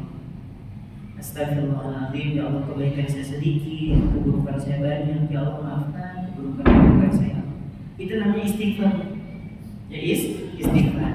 Makanya istighfar model kayak gini itu bisa menurunkan demam. Astagfirullahaladzim, ya Allah, ini anak kayak gini pasti ada dosa saya di dalamnya. Ya Allah, ampuni dosa-dosa saya. Itu ada hukuman. Tapi kalau melihat anak model kayak gitu terus kita istighfarnya cuma di lisan, sampai istighfar sampai tabil akbar. Sampai tabil akbar. Astagfirullahaladzim, kamu tuh nak bisa kan? Kamu tuh kayak gini nak, ya Allah. Ibu tuh udah sabar menghadapi kamu. Mulai tabil akbar ya, sampai ketemu maghrib ya. Bahkan sebelum tidur aja kita awas besok itu lagi. Itu si anak mimpinya ini mimpi domelin. Makanya bangun tidur dia bukannya ceria, tapi langsung mukanya terus serem. Kenapa tidurnya? Capek pun tidur saya, dia berarti capek domelin juga pas tidurnya. Mimpinya aja domelin. Ya Allah, sengsara betul hidup ini. Ini bu, kalau pas lagi mana tuh selipkan istighfar di dalamnya. Dan istighfarnya bukan cuma di mulut, tapi di aku, di hati. Kenapa? Ustaz? Istighfar itu beserta pengakuan, karena dari semua istighfar itu semuanya pengakuan. Kan ada yang namanya sayyidul istighfar. Apa namanya? Sayyidul istighfar. Ini apa sebutnya? Sayyidul istighfar itu rajanya, raja istighfar. Jadi yang paling keren di antara istighfar yang lain itu yang memang ini sudah perhatikan ya. Kita akan cek pelan-pelan. Betul kan istighfar itu harus ada pengakuan. Allahumma anta rabbi, ya Allah, engkau adalah Tuhanku. Pengakuan bukan? Pengakuan bahwa Allah itu adalah Tuhan kita. La ilaha illa anta, tidak ada Tuhan kecuali Engkau. Khalaqtani, dan Engkau yang sudah menciptakan aku, ya Allah. Aku sadar betul ya Allah, dan aku mengaku bahwa aku adalah makhluk Engkau, ciptaan Engkau. Wa ana 'abduka, dan aku adalah hamba Engkau, ya Allah. Hamba ini ngaku bahwa hamba ini adalah hambanya Engkau. Wa ana 'ala 'ahdika wa wa'dika mastata'tu, dan aku ya Allah berada dalam ikatan sumpah dengan Engkau, dan aku berupaya semaksimal mungkin untuk menunaikan sumpah itu. Aku laka bi ni'matika 'alayya, dan aku mengakui betul dengan sadar betapa banyaknya nikmat yang Kau berikan kepadaku. Wa aku laka bi dzambi, dan aku juga mengakui banyaknya dosa yang aku miliki. Faghfirli, maka ya Allah ampuni saya. Fa innahu la yaghfiru dzunuba illa anta, karena sesungguhnya tidak ada yang mampu mengampuni dosa-dosa saya ini kecuali Engkau. Pengakuan bukan? Jadi kalau istighfar nggak pakai ngaku itu gambarnya seperti kayak tadi. Ya Allah, maafin saya kalau Kau mau itu. Ya Allah, maafin saya kalau Kau berkenan. Ya Allah, minta aku kayak gitu modelnya. Ya Allah, ampuni saya kalau Kau berkenan. Ya Allah, maafin saya kalau Kau mau. Ya Allah, itu malaikat Israel kalau tulus.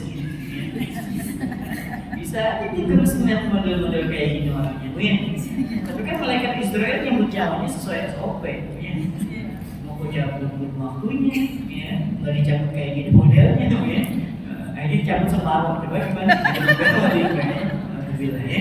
Gitu Bu. Jadi istighfar isinya semuanya pengakuan, semuanya pengakuan. Termasuk doanya Nabi Yunus, ya, yang Rabbana zalamna anfusana wa illam taghfir lana wa tarhamna lanakunanna minal khasirin. Itu doanya adab ya.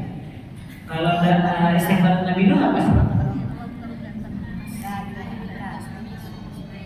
La ilaha illa anta subhanaka inni kuntu minadz dzalimin. Semuanya pengakuan. Ya Allah, Maha Suci Engkau. Sungguh aku ini telah zalim terhadap diri saya sendiri. Itu intinya pengakuan. Jadi istighfar itu bukan cuma dilafazkan, tapi juga diakui. Dan yang terakhir yang kedua, gimana istighfarnya supaya bernilai pengampunan dosa, dimudahkan urusan dan seterusnya. Yang kedua, jadikan istighfar sebagai sarana taubat, sebagai sarana taubat. Yang kedua,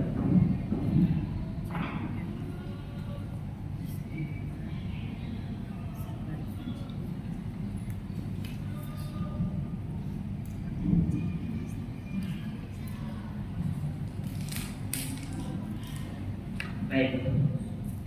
Yang kedua apa Bu? Cek satu. Bis ya. Baik. Udah selesai ya sudah. pengajiannya udah habis tuh baterainya. Baik. Jamaskan terbantu Allah SWT. Yang kedua apa tadi? Jadikan istighfar sebagai wasilah taubat. Maksudnya gimana Ustaz? Gini Bunda.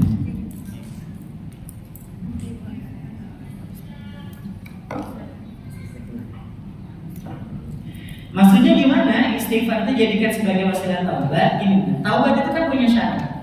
Ya, taubat itu punya syarat. Syarat taubat berapa?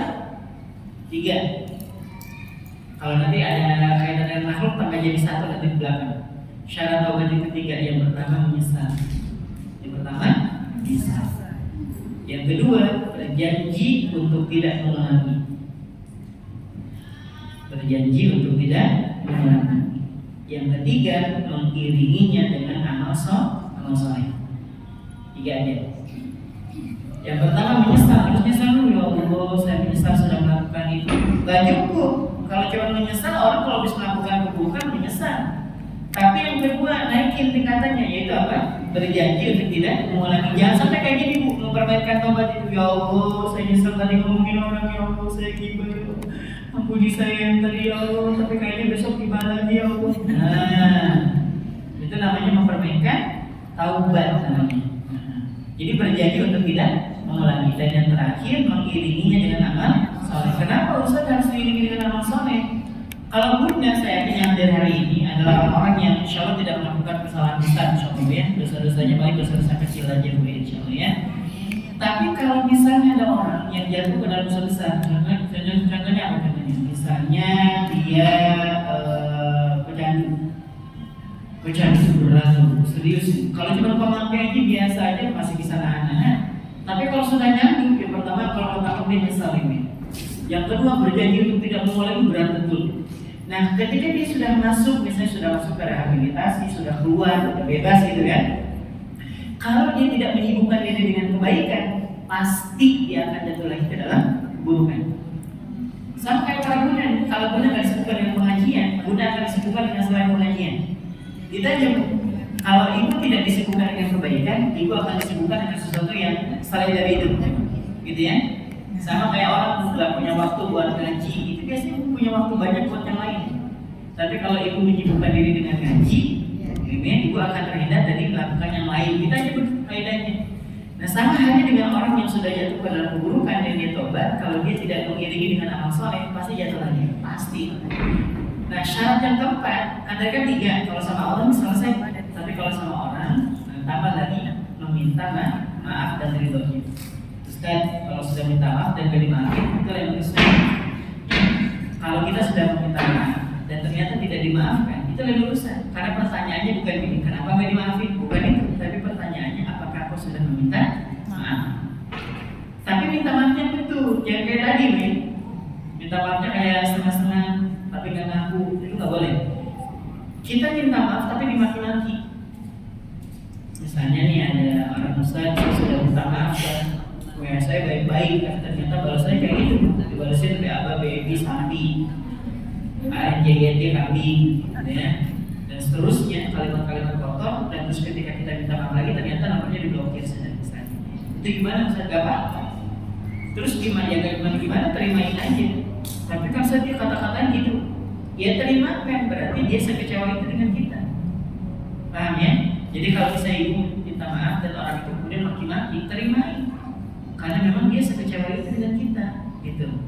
Jangan sampai kita beranggapan bahwa dengan taubat itu selesai semuanya, belum tentu. Ya belum tentu. Dan kalau kita minta maaf terus selesai semuanya, enggak juga. Kan tadi saya bilang bahwa manusia tingkat tertingginya itu bukan mengampuni, tapi memaafkan. Dia mungkin kapan-kapan bisa maafin, tapi lupanya itu tetap ada. Ya mungkin belum sembuh gitu ya. Maka dari itu kalau kita punya salah sama orang, bukan cuma istighfar, tapi harus minta maaf. Perkara dia memaki kita di depan umum, perkara dia tidak memaafkan, itu lain urusan. Yang penting tingkat kita adalah terus meminta maaf. Minta maaf aja terus ketemu misalnya kita dari sebelah kanan, Bang maafin ya, dia bilang di sebelah kiri dia, kita pindah ke sebelah kiri, maaf ya Pak, iya gitu ya. Terus dia ke atas, kita naik ke atas, Bang maafin saya Bang ya, gitu ya. Terus dia keluar, kita masuk ke selangkangan dia, Bang maafin saya Bang ya, gitu ya. Gimana caranya maksimal betul kita minta maaf? Perkara yang dimaafin, udah Wallahu a'lam. Gitu ya. Mungkin ini, saya akan tutup dengan satu hadis Nabi Sallallahu Alaihi Wasallam. Mudah-mudahan hadis ini menjadi penyemangat buat kita untuk kemudian memperbanyak istighfar dengan istighfar yang sudah saya contohkan tadi. Nabi Sallallahu Alaihi Wasallam bersabda, "Man qala astaghfirullahalladzi la ilaha illa huwal hayyul qayyum wa atubu ilaih." Barang siapa yang beristighfar kepada Allah Subhanahu wa taala dan dengan istighfar tadi itu astaghfirullahalladzi la ilaha illa huwal hayyul qayyum wa atubu ilaih. Ghufirat dzunubuhu, maka Allah akan mengampuni dosa-dosanya. Wa in kana qad farra minaz zahfi, sekalipun dia kabur dari peperangan. Kalau kita baca terjemah apa maksudnya? Sekalipun dia pergi dari atau berpaling dari peperangan, dosa besar. Salah satunya Pak, lari dari peperangan. Saat kaum muslimin berperang dengan kaum musyrikin, sudah lari ke belakang. Oh, itu dosa besar. Nah, kata Allah, kata Nabi, sekalipun dia lari dari medan perang gitu ya, untuk menghindarkan takut mati misalnya, Allah akan tetap mengampuni dengan istighfar yang kayak tadi. Ya. Astaghfirullahalladzi la ilaha illa huwal hayyul qayyum wa atubu ilaihi. Ustaz, apakah harus seketiplak itu? Enggak juga, karena istighfarnya Nabi itu banyak Bu ya. Astaghfirullahaladzim wa atubu ilaihi. Astaghfirullahaladzim alladzi la ilaha illa huwal hayyul qayyum wa atubu ilaihi. Banyak, termasuk Allahumma anta rabbi la ilaha illa anta khalaqtani wa ana 'abduka wa ana 'ala 'ahdika wa wa'dika mastata'tu. A'udzu bika min syarri ma sana'tu. Aqulu laka bi ni'matika 'alayya wa aqulu bi dhanbi faghfirli fa innahu la yaghfiru dzunuba illa anta. Banyak. Maka boleh para guna pakai istighfar yang manapun, tapi ingat bukan cuma di lisan, tapi menggunakan hati sepanjang jalan. Astagfirullahaladzim, ya Allah, ampuni dosa-dosa saya. Ya, baik. Dan ini hadis ini diriwayatkan oleh Imam Abu Dawud dan Imam At-Tirmidzi dari sahabat Ibnu Mas'ud radhiyallahu anhu. Ya, jadi jangan pernah berputus asa dari ampunan Allah. Wallahu a'lam bishawab. Mungkin ini baik yang bisa disampaikan buat para bunda soalnya semuanya. Kalau ada yang ditanyakan, silakan. Saya kembalikan dulu ke MC. Kurang-lebihnya mohon dimaafkan. Assalamualaikum warahmatullahi wabarakatuh. Waalaikumsalam warahmatullahi wabarakatuh. Ibu, jika ada yang ingin bertanya, ada yang bertanya?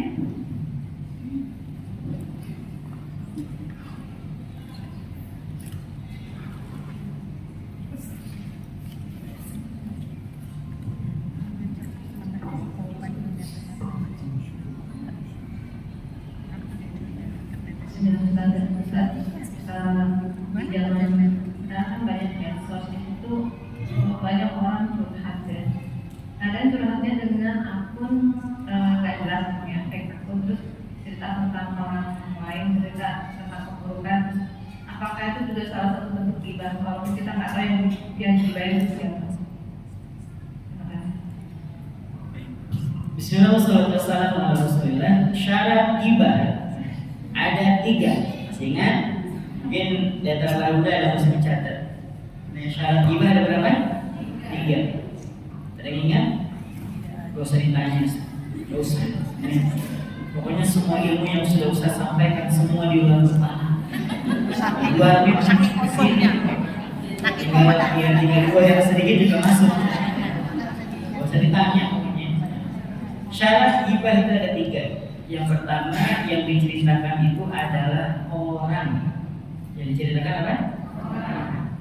Jadi kalau bendanya, rumahnya, tasnya dan seterusnya itu nggak masuk. Tasnya ibu ahli itu ya biarin aja, ibunya terserah aja dibawa namanya, tapi yang kita omongin apa? Tasnya. Tasnya bukan kulit robek loh. Siannya ya. Dia kita patungannya misalnya. Itu bukan ghibah. Kita bicara tasnya. Tapi kalau kita ke pribadi, itu namanya ghibah. Yang dibicarakan orang, berarti kalau sudah paham bahwa yang dibicarakan adalah orang, berarti tidak berlaku pada kedudukan. Kita ngomongin presiden, itu bukan ghibah. Kita ngomongin menteri, itu bukan ghibah. Kita ngomongin wali kota, ngomongin gubernur, itu bukan ghibah. Karena kita membicarakan apa? Kedudukan. Kita membicarakan RT, bahkan itu juga bukan ghibah. Lain kalau gini, RT kita itu ya, kayaknya kurang adil ke data. biasa kok keluarganya kayak gitu. Nah, dan mulai ke keluarga itu nggak boleh. Tapi kalau Bunda merasa pelayanannya memang kayak kurang maksimal gitu kan, atau kita punya wali kota yang nggak pernah turun gitu kan, iya ya pas kampanye aja datang, udah jadi nggak datang. Nah itu bukan ngomongin apa, bukan ngomongin orangnya. Kita membicarakan tentang kedudukan dia, bapak wali kota kita atau bapak gubernur kita. Itu namanya ngomongin apa? Kedudukan. Kok bisa-bisanya menteri ngeluarin peraturan kayak gitu? Nah itu kita ngomongin orang atau kedudukan? Kedudukan. Jadi itu bukan masuk kategori kita. Kalau udah menyangkut orang, iya sih, kita pertama udah bagus kok ngomongin presidennya gitu kan, ngomongin apa kedudukannya, tapi ujung-ujungnya iya sih presiden, tapi kalau jalannya kayak gitu, nah itu ngomongin orang. Kita mencela lagi cara jalannya, karena mungkin kan pengakuan beliau kan pernah tertembak keluarganya sampai kemudian tidak bisa sempurna jalannya. Kan kemudian kita bilang kayak gitu, bosan, bahwa cuma presiden kemana-mana kalau jalannya bincang, durhaka betul gitu, nggak boleh ya. Baik, kesana. Yang kedua syarat gibah itu apa? Yang dibicarakan adalah keburukan. Yang dibicarakan adalah keburukan. Berarti kalau kebaikan nggak masuk gibah. Kenapa? Karena rasa-rasanya orang normal manapun nggak ada yang marah kalau dibicarakan kebaikan. Ada nggak bu orang dibicarakan kebaikan kemudian marah? Nggak ada. Ujuk-ujuk kita pas lagi ngomong kebaikan ini dia datang, kalian tega ya ngomongin aku sedekah 5 juta. Pamer ya. Harusnya kan 5.500.000 ya. 500 bu, kan makanya dia agak marah ya, kalau kurang 500 susahnya. Enggak ada bu, kalian tega ya ngomongin aku umroh sekeluarga kemarin. Padahal kita nggak tahu juga dia umroh sekeluarga sebenarnya. Tapi karena dia ngomong jadi tahu gitu. Itu rasa-rasa nggak ada orang marah dibicarakan kebaikan, yang ada tuh orang marah kalau dibicarakan keburukan. Makanya syarat kedua yang dibicarakan adalah keburukannya. Nah yang ketiga, apa yang ketiga? Harus ada pihak kedua, ketiga dan seterusnya. Harus ada pihak kedua, ketiga dan seterusnya. Ibu kalau ngobrol dengan AI, ya dengan apa? AI, dengan Sisi kan, ya kan? Dengan siapapun namanya lah, ya kan? Posisikan Anda sebagai, sebutin namanya. Saya akan menyampaikan curhatan. Apakah Anda siap menerimanya? Iya, siap membantu. Silakan, gitu kan? Kita ngomong dia tahu ibarat kita udah jelas orangnya dia kan nggak respon sama juga lombok, dia kan nggak respon. Ya mungkin kedudukannya ini memang harus diganti. Iya. Jadi ngobrolin juga ternyata ya AI itu AI. Nah apakah itu termasuk dalam masuk? Dia termasuk gibah? Atau ibu ngobrol dengan akun anonim, tapi yang mengendalikan orang itu gibah. Sekalipun nggak kenal, sekalipun tidak kenal, karena ada pihak kedua. AI nggak masuk, karena AI nggak dihukumi misalnya. AI ngomong kata-kata kasar, ada nggak dosanya dia? Ada dosanya? Nggak ada. Dia alangkah baiknya punya anak seperti itu langsung direbus aja. Dia nyaranin orang tua untuk rebus, ternyata orang tua sudah stres, memang orang tua direbus aja. Yang dosa siapa? AI-nya atau kita? Yang rebus. Karena dia tidak dihukumi. Paham ini? Jadi kalau kita ngobrol dengan akun anonim, sekalipun anonim tapi itu adalah orang dan dia menerima curhatan kita gibah. Tapi kalau ngobrol dengan AI, kan di WA juga udah ada ya, Meta. Ngobrol dengan Meta, itu ngobrol aja di situ. Walaupun kadang dia bisa ngawur gitu kan. Ya yang penting bisa curhat situ. Aku mau curhat. Silakan dengan senang hati, apa akan mendengarkan, iya ya. Kalau dengan AI itu tidak termasuk gibah, tapi kalau dengan akun anonim sekalipun bukan kenal itu namanya apa? Gibah. Syarat gibah 3 aja selesai sudah. Satu yang dibicarakan adalah orang, yang kedua yang dibicarakan adalah keburukan, yang ketiga harus ada pihak kedua, pihak ketiga kita. Yang kasihan itu suami kan? Ya suami. Ayah. Apa? Kenal nggak sama Ibu Sinti? Waduh, tanya mana ya? Yang mana ini? Yang mana sih Bu? Pokoknya ayah kalau ketemu orang ngampur, coba bayangin si ayah nggak kenal suruh kenal gitu. Tapi kan si ayah nggak mau ribet kan? Kata saya dia kenal Bu Sinti, gitu loh ya. Nah, mulai nih. Harusnya kalau pas ngomong sendiri itu bagi diri, gibah aja lebar, kelakuan kayak setan. Nah, tapi kalau sendiri itu mengumpat namanya, bukan menggibah tapi ngedumel. Tapi kalau udah ngajak pihak kedua termasuk suami, masa sih ibu Siti? Nah, ada aja. Sekarang tuh si Ain akan kayak ibu Siti yang mana gitu ya. Tapi kan kamu mau memperpanjang, ya nggak mau memperpanjang. Namanya istri kalau sudah digituin, pokoknya kalau ketemu Ain kenal kok. Ya Allah dipaksa kenal. Saya harus kenal dulu kok. Ini dipaksa pokoknya harus kenal. Jadi gibah. Tapi kalau mau sendiri itu bukan gibah tapi minuman. Nah, terus yang ketiga, udah selesai Bu ya, salah tiga itu aja. Nah, tinggal gibah, kita ngomong dengan orang ini orang bukan orang urusan gibah. Walaupun enggak, kita membicarakan ada kita dengan saudara kita yang ada di Jawa misalnya, gibah bukan? Gibah sama ya kalau dia tentang keburukannya. Wallahu a'lam bishawab. Satu lagi mungkin? Ya, sorry. Misalnya kita kan sholat buat salah, istighfar terus sholat taubat. Apa ciri-ciri taubat kita diterima Allah? Baik, ciri-ciri taubat kita diterima sama Allah. Syekh Nawawi Al-Ghazali yang menukil satu hadis Nabi SAW berkenaan dengan 4 tanda kebahagiaan dan 4 tanda kesengsaraan.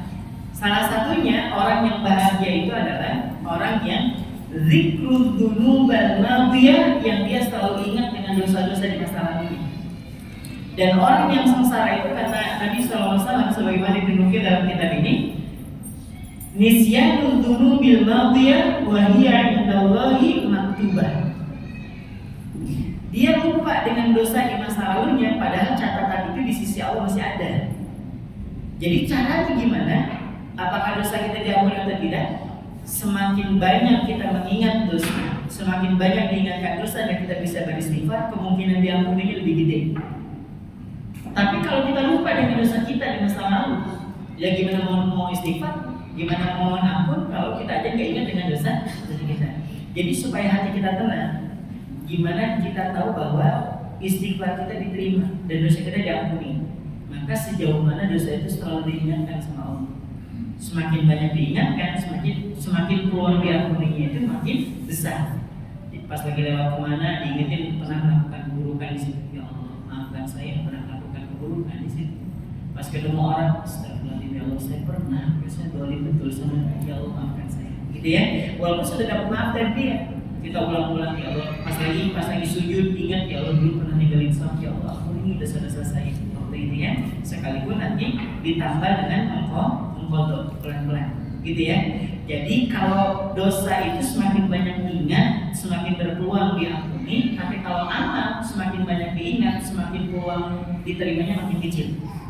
Kalau kita makin banyak diingat kebaikan-kebaikan kita di masa lalu, itu menandakan amal pasti gantung antara diterima atau ditolak.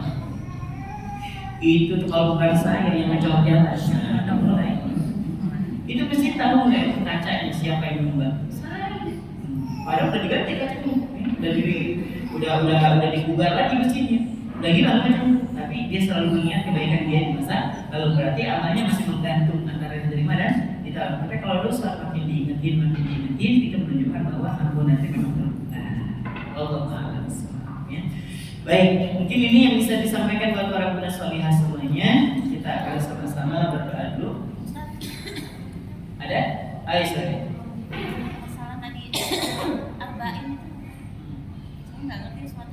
Kalau salat arba'in, baik, salat arba'in itu biasanya kalau ada orang yang berhaji, dia akan memantapkan diri, berniat kuat, berazam, bercita-cita untuk tidak memutus sholat 5 waktu selama 40 waktu tanpa putus. Itu namanya sholat arba'in. Dia hitung, arba'in itu berarti 40 waktu sholat. Sehari berapa sholat? 5, untuk jadi 40 berapa hari? 8 hari itu dia nggak ada kenal istilah putus kalau berjam masbuk aja nggak. Allahu Akbar dia sudah ada, entah itu pas di Mekah atau pas di Madinah. Pokoknya selama berapa 8 hari tadi ya, selama 8 hari nggak pernah putus. Kalau putus belum ada waktu. Ustaz, apakah itu berdosa? Ya enggak juga. Itu namanya orang mengambil keutamaan. mengambil keutuhan sekaligus memotivasi diri supaya tidak sholat ketinggalan. Itu namanya sholat arba'in, memantapkan hati untuk tidak pernah putus sholat berjamaah selama 40 waktu. Kalau 40 hari nyampe kurang mau ibadah haji kan nggak nyampe segitu. Iya. Artinya Ya, seminggu. itu gambarannya. Jadi memantapkan hati untuk tidak pernah putus sholat berjamaah selama 40 waktu. Berarti 8 hari. Subuh berjamaah, zuhur berjamaah, isya berjamaah. Kalau yang buat aja satu berjamaah. Iya nih kono. Ulang lagi dari awal. Ya. Tapi bukan wajib, enggak, yang wajib itu sholatnya. Iya. Ya, yang wajib itu sholatnya. Tapi agak itu memantapkan diri, sama kayak gini. Puasa Senin Kamis itu, itu hukumnya apa? Sunnah. Tapi saya pengen padain Ustaz, pengen dipadain supaya biasa puasa Senin saya bernazar, naikin. Ya. Saya bernazar akan puasa Senin Kamis selama 1 tahun. Yang tadi hukumnya sunnah jadi wajib. Jadi ngambil keutamaannya aja Bu. Ya, sekalipun ternyata gagal nggak sampai akhir ya nggak apa-apa juga sebenarnya. Cuman orang pengen memantaskan diri supaya sholatnya tidak pernah putus dari berjamaah. Itu namanya sholat arba'in, 40 waktu. Berarti 8 hari. Itu kalau Bunda mau membuat Bunda semangat kalau sholat silakan aja. Wallahu a'lam bishawab. Kita sama-sama tutup dulu dengan sama-sama berdoa. Mudah-mudahan yang sakit hari ini Allah sembuhkan. Yang punya urusan Allah mudahkan urusannya. Allah titipkan keberkahan rezeki buat kita semuanya. Allah titipkan keberkahan umur buat kita semuanya. Allah bahagiakan kehidupan kita. Allah titipkan keluarga yang penuh dengan sakinah dan rahmat. Allah titipkan anak-anak yang soleh dan solehah yang menjadi penyujuk mata dan penerang batin untuk doa-doanya. Mudah-mudahan juga Allah bahagiakan dan muliakan kehidupan kedua orang tua kita, baik yang masih hidup ataupun yang sudah meninggal. Ala hadhihi niyyah wa ala kulli niyatin shalihah. Al-Fatihah. A'udzu billahi minasyaitonir rajim. Bismillahirrahmanirrahim. Alhamdulillahi rabbil alamin. Ar-Rahmanir Rahim. Maliki yaumiddin. Iyyaka na'budu wa iyyaka nasta'in.